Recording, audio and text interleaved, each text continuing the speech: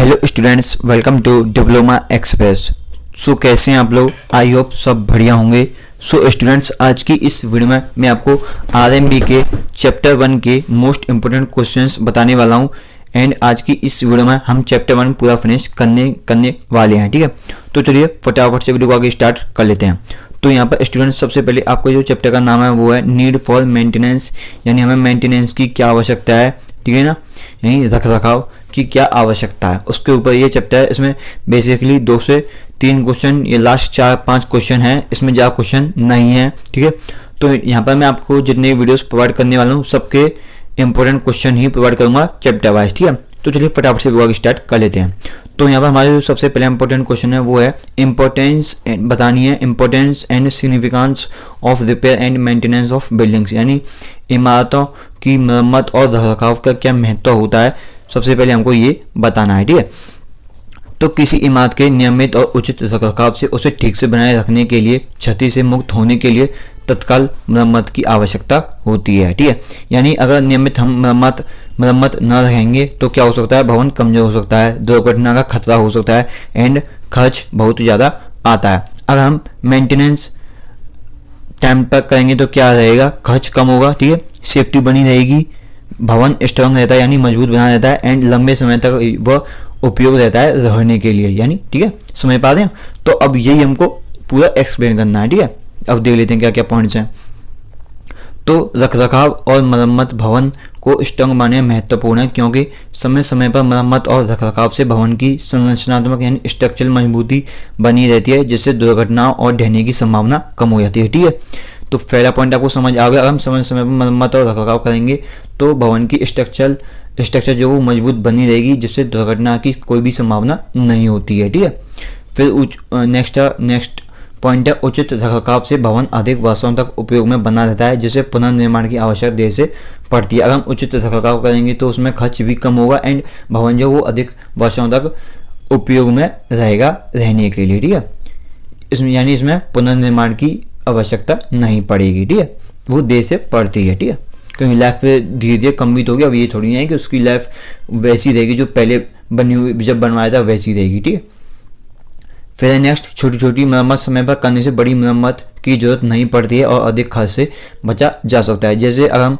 अभी अपने घर की तरफ देखें तो हो सकता है कहीं पर दरार पड़ रही हो, कहीं पर कोई प्लास्टर निकल रहा हो, तो ये नहीं कि हम ऐसे ही पड़े रहना, हम छोटे छोटे टाइम पर ही उसकी मदद कर देंगे, छोटी मरम्मत को हम उसको स्ट्रॉन्ग कर देंगे तो हमको बड़े खर्च से हम बच सकते हैं। ठीक है, नियमित देखभाल से भवन की सुंदरता बनी रहती है, जिससे उसकी बाजार में कीमत अधिक रहती है। ठीक है, यानी नियमित देखभाल से भवन की सुंदरता बनी रहती है, वो काफ़ी अच्छा दिखता है एंड उसकी बाजार में जो कीमत है वो अधिक रहती है। यानी अगर आपका जैसे कोई कमरा है, ठीक है, वो आपको रेंट पर देना, आप उसकी मरम्मत नहीं करें तो उसकी क्या रेंट मिल जाएगा, हो सकता है बहुत कम मिले, 500 से 1000 मिल जाएगा, क्योंकि हो सकता है किसी को गोदाम टाइप चाहिए हो सामान वाना, तो इतना ही तो मिले। अगर आप उसको नियमित देखभाल करेंगे, उसकी अच्छे से सुंदरता बनाए रखेंगे एंड वो आपका जो किराया वो ज़्यादा भी हो सकता है। ठीक है, फिर लास्ट सेकंड पॉइंट है एक सुव्यवस्थित और अच्छी स्थिति में रखा गया भवन रहने या कार्य करने के लिए अधिक आरामदायक और सुविधाजनक होता है। जैसे आपका घर हो गया,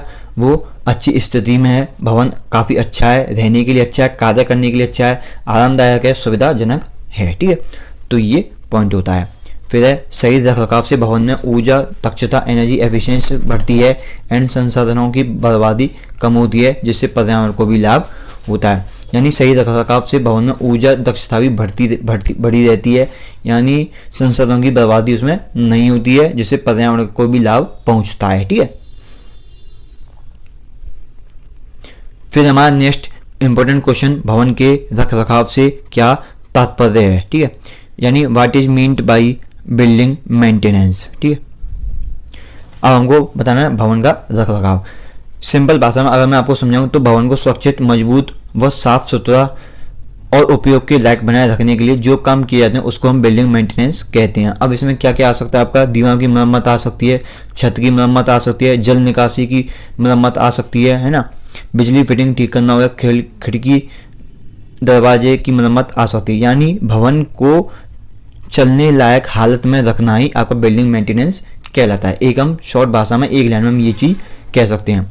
अब हम इसके क्वेश्चन को देखते हैं तो ये भी इंपॉर्टेंट है। ठीक है, तो भवन के रखरखाव से मतलब है किसी भी इमारत या संरचना को सुरक्षित, टिकाऊ और कार्यशील बनाए रखने के लिए किए जाने वाले कार्यों से है। जैसे इसमें भवन की सफाई आती है, मरम्मत आती है, रंग पुताई हो गया, जल निकासी प्रणाली की देखभाल हो गया, है ना, विद्युत व नलसाजी कार्यों की मरम्मत हो गया, छत और दीवारों की देखरेख होगा आदि शामिल होते हैं। ठीक है, आगे आपको समझ भवन के रखरखाव से क्या तात्पर्य, यानी एक लाइन में बताएं तो भवन को चलने लायक हालत में रखना ही बिल्डिंग मेंटेनेंस कहलाता है। ठीक है, अब नेक्स्ट है हमारा ऑब्जेक्टिव ऑफ मेंटेनेंस, यानी भवन के रखरखाव के उद्देश्य। ये वेरी वेरी इंपॉर्टेंट है, इस पर 3 स्टेप बने हुए हैं, तो जो उसे याद करिएगा इस क्वेश्चन को। ठीक है, तो इसमें फर्स्ट पॉइंट है हमारा कि समय समय पर मरम्मत और देखभाल करके भवन को लंबे समय तक टिकाऊ बनाए रखना है। सबसे पहले क्वेश्चन का मतलब आप समझ गए होंगे, भवन के रखरखाव के उद्देश्य, यानी हमको भवन का रखरखाव करना क्यों जरूरी है, किस लिए जरूरी है, ताकि उसकी आयु बढ़े। सबसे पहला तो यही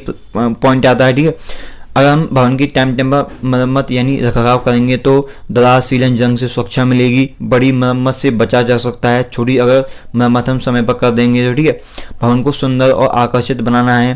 ठीक है, साथ ही ऊर्जा की बचत होगी, जो कि हमने फर्स्ट पॉइंट में पढ़ाया, ताकि पर्यावरण को लाभ पहुंच सके, है ना, पानी की बर्बादी रोकना है, संपत्ति की वैल्यू बढ़ाना है। ठीक है, यही सब होते हैं ऑब्जेक्टिव्स ऑफ मेंटेनेंस यानी रखरखाव के उद्देश्य। ठीक है, तो पहला पॉइंट इसमें है समय समय पर मरम्मत और देखभाल करके भवन को लंबे समय तक टिकाऊ बनाए रख सकते हैं। ठीक है, आगे समझ। फिर दूसरा है किसी भी प्रकार की क्षति, दरारें, जर्जर संरचना या बिजली नलसाजी की खराबी को ठीक करके भवन को सुरक्षित बनाए, यानी किसी भी तरह की हम बर्बादी को नहीं देखते हैं टाइम पर, हम अगर हम उसकी मेंटेनेंस करें तो। ठीक है, बस भवन को हम सुरक्षित बना सकते हैं। ठीक है, थर्ड पॉइंट है पेंटिंग, सफाई और मरम्मत के माध्यम से भवन को आकर्षण बनाए रखना है। या पेंटिंग यानी रंग पुताई, ठीक है, सफाई हो गया, मरम्मत के माध्यम से हम भवन को एक काफ़ी अच्छा आकर्षण प्रदान कर सकते हैं, यानी आकर्षण बनाए रख सकते हैं, अच्छा सुदर्शन रख सकते हैं। ठीक है, फिर नियमित रखरखाव करके बड़ी और महंगी मरम्मत से बचा जा सकता है, डेफिनेटली बचा जा सकता है अगर हम छोटे छोटे मरम्मत को टाइम पर एकदम सही करते रहें तो। ठीक है, फिर भवन में ऊर्जा बचत उपायों को अपनाना है और पानी की बर्बादी को रोकना है। ठीक है, फिर सरकारी नियमों और मानकों के अनुसार भवन की देखभाल करना काफ़ी अच्छा रहता है। ठीक है, अगर सरकार की नियमों की आप माने तो सरकारी नियम जो होते हैं और मानकों के अनुसार आप चलें तो भवन की देखभाल काफ़ी अच्छी हो जाती है। ठीक है, फिर सही रखरखाव से भवन की संपत्ति का मूल्य गिरने से बचाना है और पुनः विक्रय में अच्छा मूल्य प्राप्त करना है, यानी आप सही रखरखाव करेंगे तो भवन की संपत्ति का मूल्य गिरने से बचेगा, डेफिनेटली बढ़ेगा ही बढ़ेगा, उससे गिरने से तो बच ही जाएगा, है ना, उससे ज़्यादा ही बढ़ेगा। ठीक है, तो इसका पॉइंट का मतलब ये है। ठीक है, अब नेक्स्ट हमारा क्वेश्चन है factors affecting the maintenance and repair of buildings इन हिंदी, यानी भवन के रखरखाव और मरम्मत को प्रभावित करने वाले कारक आपको बताने हैं। ठीक है, सबसे पहला है पुरानी इमारतों को अधिक रखरखाव और मरम्मत की आवश्यकता होती है। ठीक है, डेफिनेटली ये तो मालूम ही है, अगर आपका कोई भवन हो पुराना सा तो उसमें अधिक रखरखाव और मरम्मत की आवश्यकता होगी, क्योंकि उसमें समय के साथ उसमें दरार हो जाती है, जंग हो जाती है, सीलन आ जाती है और संरचनात्मक यानी स्ट्रक्चर जो आपके जो मेन मेंबर्स हैं वो भी कमज़ोर हो जाते हैं। ठीक है, तो उसकी देखभाल और मरम्मत करना बहुत ज़रूरी होता है। ठीक है, फिर नेक्स्ट पॉइंट, यदि भवन निर्माण में उच्च गुणवत्ता की सामग्री और तकनीकों का उपयोग किया गया है तो रखरखाव की आवश्यकता कम होती है। ठीक है, आवश्यकता कम होगी अगर उसमें उच्च गुणवत्ता यानी बढ़िया क्वालिटी की सामग्री और तकनीकों का उपयोग किया गया। अगर खराब निर्माण सामग्री का उपयोग किया गया तो बार बार मरम्मत की जरूरत डेफिनेटली पड़ सकती है। ठीक है, फिर आपका तीसरा एटमॉस्फेरिक इफेक्ट, यानी अधिक बारिश हो रही है, ठंड हो रही है, गर्मी हो रही है, प्रदूषण हो रहा है, जैसी जलवायु परिस्थितियाँ होती हैं वो भवन को तेजी से नुकसान पहुँचाती हैं, जिससे अधिक रखरखाव की आवश्यकता हो जाती है। ठीक है, फिर आपका दूसरा आ जाता है एज ऑफ बिल्डिंग, पुरानी मरम्मत होगी तो पुरानी इमारत होगी तो ज़्यादा मरम्मत की वो आएगी, यानी ज़्यादा मरम्मत का खर्चा आएगा। ठीक है, दूसरा पॉइंट हमने क्या दिया, क्वालिटी ऑफ मटेरियल देगा, यानी अगर लो क्वालिटी का मटेरियल है तो जल्दी ख़राब होगा मरम्मत, यानी जल्दी ख़राब होगा बिल्डिंग, एंड अगर अच्छी बेस्ट क्वालिटी का मटेरियल तो देर से ख़राब होता है एंड काफ़ी समय बाद ख़राब होता है। ठीक है, थर्ड पॉइंट हमने देखा एटमॉस्फेरिक इफेक्ट, यानी मौसम का असर हो गया, जैसे इसमें क्या चीज़ आ गई, बारिश आ गई, गर्मी आ गई, ठंड आ गया, प्रदूषण हो गया, ये जैसी जलवायु परिस्थिति होती है वो भवन को तेज़ी से नुकसान पहुंचाती हैं, जिसमें अधिक रखरखाव की आवश्यकता होती है। ठीक है, फिर फोर्थ पॉइंट हम देख लेते हैं क्या कह रहा है। किसी भवन का उपयोग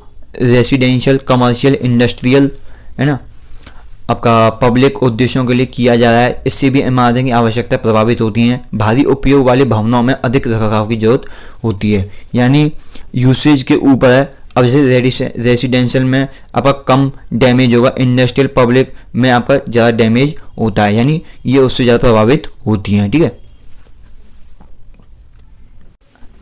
अब यहाँ पे आप कंफ्यूज हो रहे होंगे। रेसिडेंशियल मतलब रेसिडेंशियल आपका हो गया रहने लायक जो होता है वो बिल्डिंग, है ना, रहने लायक। ठीक है, जैसे आपका घर हो गया, फ्लैट हो गया, मकान हो गया, हॉस्टल हो गया, है ना, जिसको कहते हैं। कमर्शियल यानी व्यापार, पैसे कमाने के लिए जो होता है व्यापार हम शॉर्ट में कह सकते हैं। ठीक है, थर्ड आपका हो गया इंडस्ट्रियल बिल्डिंग यानी औद्योगिक यानी आपका फैक्ट्री वगैरह हो गया, है ना, तो ये चीज़ जो होती है। ठीक है, यानी रेसिडेंशियल यानी भवन जो रहने के लिए उपयोग होता है, और कमर्शियल यानी भवन जो व्यापारिक कार्यों के लिए उपयोग होते हैं, जैसे कमाने के लिए। फैक्ट्री यानी भवन या उत्पादन और निर्माण कार्य के लिए होते हैं। तो डेफिनेटली इससे मरम्मत की आवश्यकताएं जो प्रभावित होती हैं। भारी उपयोग वाले भवनों में अधिक रखरखाव की जरूरत पड़ती है। ठीक है, फिर नेक्स्ट पॉइंट है हमारा निर्माण कार्य अनुभवी एवं योग्य कारीगरों से ही करना चाहिए। ये नहीं कि आप भवन के निर्माण और रखरखाव के लिए आप दूसरे कार्यों को पकड़ रहे हैं। यानी क्या मतलब हुआ, अब निर्माण कार्य आप करा रहे हैं तो आप ये नहीं कि आप किसी से भी कम पैसों में उठा लेंगे मजदूरों और उनसे कराएंगे जिनको कोई ज्ञान ही नहीं है निर्माण कार्य का, तो ऐसा नहीं करना चाहिए। अगर आप अनुभवी कारीगरों से कराएंगे तो खर्चा कम आता है बाद में, एंड अगर आप झोला छाप कारीगरों से करा लेंगे तो खर्चा डेफिनेटली बढ़ने को मिलेगा ही मिलेगा। ठीक है,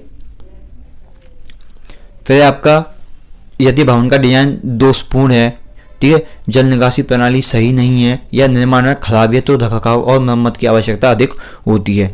जैसा कि मैंने आपको पहला बता ही दिया, गलत डिजाइन या पानी निकासी सही नहीं है तो ज़्यादा डिटोरिएशन यानी ज़्यादा रखरखाव की आवश्यकता पड़ेगी। यानी आपने अनुभवी कारीगरों की आवश्यकता नहीं ली बल्कि जोड़ा छाप कारीगरों से काम कराया, तो ये दोष आ सकते हैं। ठीक है, नेक्स्ट देख लेते हैं क्या कह रहा है। उच्च गुणवत्ता बेस्ट क्वालिटी वाला निर्माण सामग्री भवन को लंबे समय तक टिकाऊ बनाती है, वहीं पर घटिया सामग्री का उपयोग भवन को जल्दी जर्जर कर सकता है। डेफिनेटली ये नहीं कि आप ये सोच रहे हैं कि सस्ते में मिल जाए सीमेंट तो हम उसी को भी लगा दें, तो ये चीज़ नहीं सोचना है। ठीक है, क्योंकि जो भवन होता है वो ये नहीं कि 1-2 साल के लिए बनाना पड़ता है, 50-100 साल बाद तोड़वाते हैं। जब उसको रिपेयरमेंट करवाने के लिए आवश्यकता पड़े तब वो भवन बेस्ट क्वालिटी का होता है, यानी बेस्ट क्वालिटी वाला मटेरियल लगाया गया हो तब वह भवन अच्छा माना जाता है। अगर वो 50-100 साल के लिए टिक जाए अच्छे से, उसमें कोई खराबी नहीं आती है। ठीक है, यानी उच्च गुणवत्ता मटेरियल आप लगाएंगे तो निर्माण सामग्री भवन को लंबे समय तक टिकाऊ बनाए रखता है, वहीं पर घटिया सामग्री आप उपयोग करेंगे तो भवन जल्दी जर्जर हो सकता है, भवन जल्दी ढह सकता है, उसमें संरचनात्मक यानी स्ट्रक्चरल डिफेक्ट्स आ सकते हैं। ठीक है, तो ये मतलब है। फिर आपका नेक्स्ट पॉइंट है, यदि भवन का नियमित रखरखाव किया जाता है तो गंभीर मरम्मत की संभावना कम हो जाती है। इग्नोर करने पर बड़ी समस्याएं उत्पन्न हो सकती हैं। ठीक है, यदि आप भवन का नियमित रखरखाव यानी टाइम से रखरखाव करेंगे तो गंभीर मरम्मत की संभावना नहीं पड़ेगी, यानी उसकी आवश्यकता नहीं पड़ेगी। अगर आप टाइम पर रिपेयरमेंट कर रहे हैं, अगर आप इग्नोर करेंगे तो बड़ी समस्या का आपको समाधान यानी बड़ी समस्या आपको देने को मिल सकती है। ठीक है, एंड उसमें अधिक खर्च भी हो सकता है। ठीक है, फिर आपका नेचुरल डिजास्टर हो गया, जैसे भूकंप, बाढ़, तूफान आदि से भवन को गंभीर नुकसान हो सकता है, जिससे उसके रखरखाव और मरम्मत की लागत बढ़ जाती है। यदि भवन मालिक के पास पर्याप्त बजट नहीं है तो रखरखाव और मरम्मत कार्यों में देरी हो सकती है, जिससे भविष्य में अधिक खर्च करना पड़ सकता है। डेफिनेटली ये तो आपने कई जगह देखा होगा कि किसी का भवन जो वो आधा अधूरा बनना है तो इसमें डेफिनेटली कारण हो सकता है उसके पास उतना बजट नहीं है, उसके पास उतना फंड नहीं है कि वो आगे बनवा सके। लेकिन उसके लिए फिर एक प्रॉब्लम ये खड़ी हो जाती है कि उसको फ्यूचर में जब भी वो बनवाए तो आज के उस जो दाम है वो आगे फ्यूचर में वो एक्सपेक्ट करने को नहीं मिलते हैं, जबकि उससे हाइयर दाम हो जाते हैं। ठीक है, फिर कई बार सरकारी नियमों के अनुसार भवन का रखरखाव करना आवश्यक होता है, जैसे अग्नि सुरक्षा, जल निकासी प्रणाली, विद्युत निरीक्षण आदि। ठीक है, सो ये आपके फैक्टर्स अफेक्टिंग जो रिपेयर मेंटेनेंस के उद्देश्य हैं। ठीक है, उद्देश्य जो हैं, ठीक है, यानी भवन के रखरखाव मरम्मत को प्रभावित करने वाले जो कारक हैं। ठीक है, सो इतना ही है आपका फर्स्ट चैप्टर में जो 3-4 क्वेश्चन कुछ इस प्रकार हैं। चैप्टर 2 अब आ चुका है, जो कि हम नेक्स्ट वीडियो में देखने वाले हैं। सो आई होप आपको चैप्टर 1 के 4 क्वेश्चंस अच्छे समझ आए होंगे, एंड सिर्फ इतना ही काफ़ी है। चैप्टर 1 के 4 क्वेश्चंस पढ़ लीजिए, चैप्टर 1 यहाँ पर कंप्लीट हो जाता है आपका पूरा। इससे ज़्यादा आपको पढ़ने की जरूरत नहीं पड़ेगी, ठीक है। मुश्किल से ये वीडियो लास्ट 15-20 मिनट की गई होगी, इससे ज़्यादा नहीं गई है ना। तो 15 मिनट में आपका एक चैप्टर कंप्लीट हो जाता है, ठीक है। अब कहीं भी समझ नहीं आया तो दोबारा से वीडियो देखिए, क्या कहा गया उसको प्रॉपर सुनिए, एंड डेफिनेटली आपको ये लेक्चर जो काफ़ी अच्छा लगा होगा। तो कमेंट्स में बताइएगा आपको ये लेक्चर कैसा लगा, लाइक कर दिएगा, एंड आपने अपने चैनल को सब्सक्राइब नहीं किया अभी तो जरूर से कर लीजिएगा। फिर मिलेंगे एक और नई वीडियो में, तब तक के लिए जय हिंद, थैंक यू।